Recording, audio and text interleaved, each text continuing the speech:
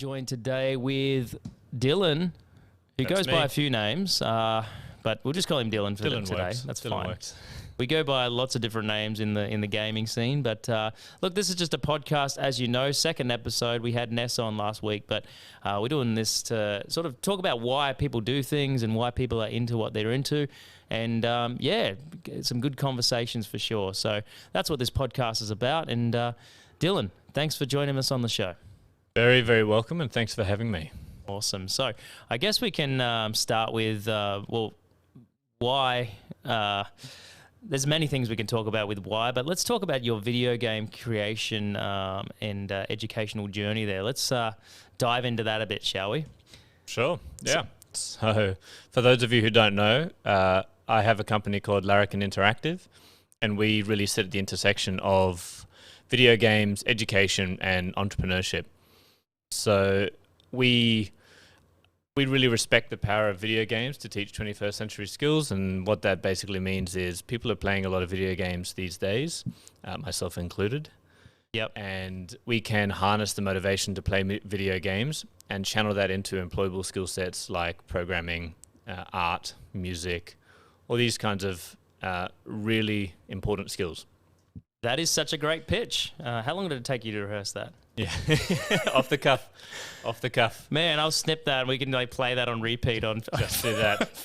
let's just do that. That was amazing. So yeah, look, great industry to be involved in. I mean, I'm sort of involved in the industry myself, but the video game creation is just huge, bigger than the film and music industry, correct? Yeah? Bigger than film and music joined together, multiplied by 2. That's amazing. So it's officially the largest creative industry in the world and the largest growing creative industry in the world. Well, there you have it. So yeah, look, and so why, tell us why you are actually interested in this and what got you into it. So I have always been a nerd, proud nerd. Back in the day, I think I was 10 when I was putting my computer together and ordering the different parts and doing that. Sure. Yeah, I think we've all done a little bit of that in our time. And I think it's obviously playing video games has been a big part of my life. My grandfather put me on his lap, and he was ahead of his times. He was an early adopter, where he got one of the first PCs out, and we were playing really old school video games with him. And then my mum had me on her lap, and we were playing old school video games together while she was studying.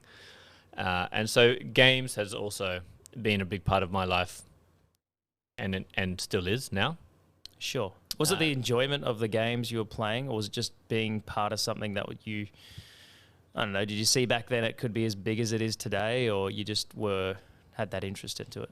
I think when I was younger, it's more, you don't really think of those really high level concepts, you're just going after the fun element of video games, and I'm sure mixed with that is elements of escapism. I was also a voracious reader, and still am as well. Yeah. And I see those mediums really as being quite interchangeable in terms of the reasons why I do them. I love a good narrative story. I love getting involved with the characters, and that's the same for video games and for books. Absolutely, yeah. I think actually there's a good video on YouTube about League of Legends, and it was done actually, would have been like 5-6 years ago now. It's quite a dated video, but it goes over the top 8 reasons why people play League of Legends. They get something from that game, whether it be a storytelling or the lore. Some people just love the background of a hero. Or it's that escapism that you were talking about. So I think everyone gets something from it. Even myself, I can relate to it. You get something out of that game that you just really love.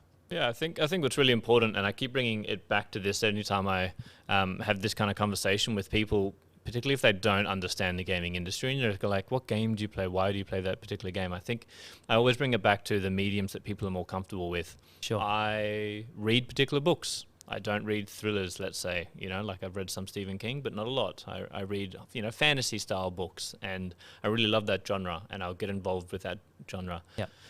Similarly, I have that kind of perspective on video games. I have a particular type of video game that I really like playing for the reasons I like playing it. My own brother, as an example, plays completely different video games and reads completely different books. Yeah. Because it's that kind of comparison It's a bit like music, actually, isn't it? Like, yeah, it's Totally. very subjective. You have your reasons for listening to it. Yeah. What music do you listen to? Sorry, we'll ask the question. So I think my answer would be it depends. It Yeah. depends. Like, I think as a musician myself, I love and I'm very happy to listen to instrumental music of top, musicians.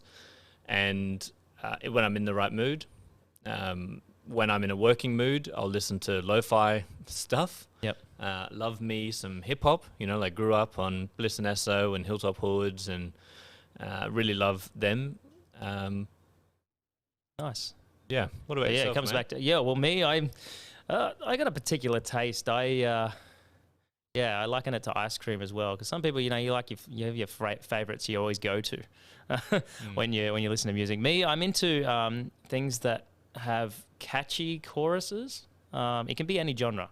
It could be a country song, and I don't usually listen to country, but it could be. But mainly the catchy stuff I listen to comes from the European region, because that's always about some sort of story or fantasy or something like that. I love that element of that particular music. So symphonic, power metal type stuff is what I listen to for that reason, because it helps me escape. Much like in video games, I can actually relate that entirely to video games in the same sense that you're listening to something that takes you to another place. Yeah, I think video games, speaking on that escapism in particular, they play a really important role in allowing us to immerse ourselves in a new world, the same way that a good book might. And I believe, with absolutely no scientific backing whatsoever, but I believe, at least for me, anecdotally, it helps me to process things that are going on in my life while being submerged in this other world. Yeah, absolutely. But like any tool, it can be abused. Mm-hmm. And there are people, myself included, over the years, who might have spent too long in a particular escapism medium, whether it be books, music, or video games. Yeah. Everything in moderation, as they say. Yeah.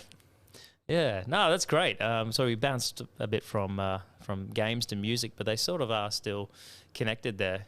You've been playing drums for a bit, most of your life, yeah? So tell us a bit about that. Well, I started when I was around 10 years old, I think. I think one of my primary school assignments was me and a friend of mine called Daniel, and we did double D drumming or something like that. It was a video of us just playing drums. That was like a year, God, I don't know, year 6 maybe, assignment. And I taught music at Amadeus Music School while I was at university, and I have been just playing in all sorts of bands forever. Jigsaw Collective is the band that I've played in with the most, and I just love it. I love their ethos. Everyone gets a spot on stage, and everyone gets to play, and everyone's welcome to contribute to the music, and it's always different every single session. Yeah, no, that's great. Do you get to do much in the scene at the moment with your work in the current? You're doing a lot in the space of the education with your gaming and stuff. So are you still, finding time to actively get into music, or is it something you sort of just do every now and then? Or yeah, absolutely. At the moment, my main focus is the video game education and developing the video game industry in the Northern Territory. That's taking most of my time. That's a big hat. Yeah. Well, hopefully I'm just the person who's starting it off, and then if I do my job right, or maybe even if I don't, the industry should grow at the Northern Territory, and that's what I really want to see, is other people also wearing the same hat and developing games here that I can play. Yeah, no, you're definitely a fire starter. I can definitely relate to being someone like that in my own ways. Yeah. But look, that's great. And I think that's where we have a bit of synergy, you and me. We can definitely relate to each other in that space. We're in a similar space. That's what we do. Now, this podcast, as you all know, isn't about the gaming and esports and entertainment, but we can't help but talk about it because that's actually what I do. And that's what most people know me from as well, including yourself. So it's just a great, exciting subject, isn't it? We can talk about this all day. Yeah, that's our interests. Yeah. We play games, we make games, we make games communities. Community is such a huge word, that one, in how it can affect how it all links together, I think I find quite fascinating. Like how, and we talk about the why. Let's go to the why. Why do people get into gaming? Why do people get into that niche? There's always a reason why they do it. Some people like doing it because they're into cosplay. They like expressing themselves through costumes and acting out that character. They might play a game, but they're not, too much into it. Other people like competing and winning and being a great competitor and want to be the best, and better than anyone else. So, yeah. Yeah, there are a lot of different facets, we call it gaming, but someone in cosplay might not call it gaming, but actually it's kind of fitting around whatever that term is. Yeah. Geek culture. Yeah. Like absolutely. I don't think they've put a name on the exact thing, but yes, we always talk about geek culture and community and pop culture. Yeah. We're determined to. What's funny, I think, is that we still position ourselves as if we were fringe. This kind of outskirts, rebel culture. But if you look at the statistics of the amount of people who are participating in these cultures and communities, it's not fringe anymore. It's very much mainstream. It is starting to mainstream a lot. An example I can give actually is that TV show that got released on Netflix, Arcane. Mm-hmm. That, wow. Even people that don't even know what League of Legends is are watching that and going, wow. Yep. For a game for a show that was based on a game, this is really starting to go over into the mainstream. So I think it's good. It's a sign that it's finally people are starting to understand how big the industry is and where it's going. And it's just a matter of time. If you look at the statistics, even just for Australia, we've got 2 out of 3 Australians who identify as gamers. That's huge. And it's not all youth. We're not thinking all of 13-year-olds, although they do, a lot of that demographic do play video games. But what's really important is that, actually it's people who are our age. Yeah, we do it too. We're in the 30s. You're in your 30s too, right? Mm-hmm. Okay, Yeah. Cool. Yeah. I didn't have to check that. But yeah, look, we still love games. They still give something to us. They give us some fun and enjoyment. Yeah, because always I bring it back to comparing to more established mediums, more traditional mediums. You don't stop being a reader. Just because you turn a certain age. Yeah. and you don't have, of course, 13-year-olds read 13-year-old books, plus or minus 10 years, let's say, depending on a 13-year-old. The rule applies to gamers. A 13-year-old gamer out there playing a 13-year-old game plus or minus 10 years, and there's a 30-year-old gamer. I guess there's certain things like, marketing strategies and promotions they will do in a particular game. Fortnite's a good example. They will do something that is sort of tailored to that sort of age or demographic. But then again, they also do ones that are universal across the board, like Marvel. Marvel's a great subject that everyone, all ages can like. Yeah, and that's the Simpsons analogy, or the Shrek analogy, where you create something that all ages can appreciate. And absolutely, games has that too. Absolutely. They do that, but or Roblox is another great example of a game that is I think it's 2 out of 3 children between 8 and 12 in America play this game. We're talking the vast majority of children play this game. And as a business, what they're doing is they're looking at capturing the market as it ages by developing its product even further and then targeting at that new age demographic. And I mean, wow.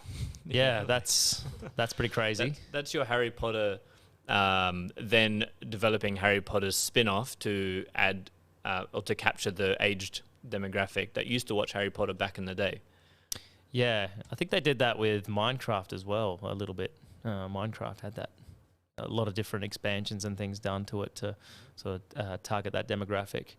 But you see adult streamers streaming Minecraft. I mean, they're out there digging away with their little pickaxes. And I think that's one of the things I do enjoy about video games. Even though it can target at a particular demographic, it doesn't matter. It really doesn't matter. Unless it's restricted, of course. I mean, then it does. Grand Theft Auto, for example. Grand Theft Auto, Mortal Kombat. Yeah, sure.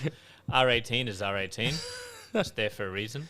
I started playing Grand Theft Auto again just to remember what it was like. 100 gigabyte download. It's a sizable game. Was it the remastered one? No, I didn't play the remastered one, but I played the 5. The remastered one didn't do so well. Yeah, fair enough. And I'll wait for a little bit. Same as I'm going to wait for Cyberpunk to sort itself out. It's interesting, and this could be a completely different conversation, but the developers' stories as well. Like we talk about our stories and what we're doing, but the developers have a story too. Cyberpunk's a great example of a game being released way too early. There's games that coming out now, like Battlefield 2042. Yep. Man, yep. They've had to undergo a huge restructure of their entire board. Yeah, for that game. Yep. So it's actually been not a great year. Yeah, Reddit is blowing up for that sort of thing, but it makes life interesting. Interesting. Yeah. If everything was perfect, then we wouldn't be having Reddit. It is an interesting thing. Yeah, true. Yeah. I think what's interesting is that the video games lives on as a service once it's released. And I think that's unlike any other creative industry that we've had that I know of or I can think of right now. When you release a book, it's the book. It can have new editions, but otherwise there's not that quick cycle of iteration that a video game allows you're right. There's usually like an old book might be redone in like 2021, the 2021 version. Yeah, new editions come out annually sometimes, particularly for textbooks and things. Movies often don't get that kind of iteration, except for really key examples like the Sonic movie that was supposed to have Sonic look a particular way, and then Reddit blew up, and then they changed that. Yes, that was good. Yeah, so that I think the video games is establishing a new behavior with its consumers, and that they have a voice and that they can be heard. But also, similarly, organizations are learning that, unfortunately or fortunately, they can release something that's not quite finished, knowing that players will still come to it years afterwards. No Man's Sky, Cyberpunk. I'm sure there's heaps others that I can't think of right now. Well, I always refer to, because I know the publisher a lot, Riot Games, because I've been playing League of Legends a lot, but I always refer to them. Sorry, I keep referring to them. But Riot Games have done an interesting thing now. They've got Riot Forge, which is their publisher, which they actually allow third-party developers to use their IP to create different games. That's cool. They just released one which is like this character. He does it like a little rhythm game. Zigs out of the game, and then they got another one which is like a Final Fantasy RPG. I didn't realize that was through different developers. Yeah, different third-party developers. They're giving them the IP and going, here, create a game. So that's really cool what they're doing now with that. So really smart. That's the future of that industry, is user-generated content. Yeah. No, it's great. And it's just expanding everything to what it already is, which is massive. But anyway. I mean, there's something to be said for these standalone novel narrative experiences. The 2-hour game, I really would hope that the 2-hour game survives. Give us an example of that. Which one do you reckon? And there's heaps of indie examples of what that might look like. Now, To the Moon was a really beautiful one, which was just a small indie team that could develop it, and it just was a book, like an equivalent to a light read as a book. There's a war one that was also really beautiful, French name that I can't remember. I remember playing those Telltale games. I don't know if did you see the Telltales, the Walking Dead ones? I didn't play them in the end. They're actually really good. They told a story, but you have these action sequences and different pathways you can choose in the actual game, which determine your outcome. Cool. Love that. Yep. I love that so much. And I think I would love to see those kinds of video games still get the recognition that they deserve, even though the market seems to be pushing towards games as a service, where the game needs to have continued content, like your Fortnites and more competitive type games. Just because I believe in making video games is an art form ultimately, and it's an expression. It's a medium for expression. Yep. And I hope, and I think that will still be a key part of video games going forward. Absolutely. Maybe it's like the same as Marvel movies compared to your French cinema. Well, yeah, again, going back to what I said before, that's exactly, I think, why they're doing that. Riot Games. They're wanting to create stories with certain characters in their games. They did one about Nunu, which is a big monster, which a little kid rides him. But all this battling's going on, these people fighting each other with swords, and this is about this Yeti-looking creature trying to communicate and play with his friend in the realm of League of Legends. And that's a thing you'd think, all right, doesn't sound like a League of Legends game. Yeah. And they've sort of given that to them to sort of make that experience. So that, anyway. Awesome. So yeah, I think that's I think we've gone through why on some things with you. Yeah, no, it's good to have a chat. Yeah, no, thanks for coming on. This is only episode 2, so we're going to get more eps going with lots of different people. I plan to get lots of different people from all walks of life on this show, including ones like Dylan. Might see you again, Dylan. It'd be great to have you on again. Forward to it. And yeah, look, make sure you listen in on Spotify here. Share it with your friends if you do know either of us. You know, it's good to hear from you and get some feedback. We really would appreciate that. So. Yep. But until next time, everyone, thank you for tuning in. This has been The Why with DMoore. We'll see you next time.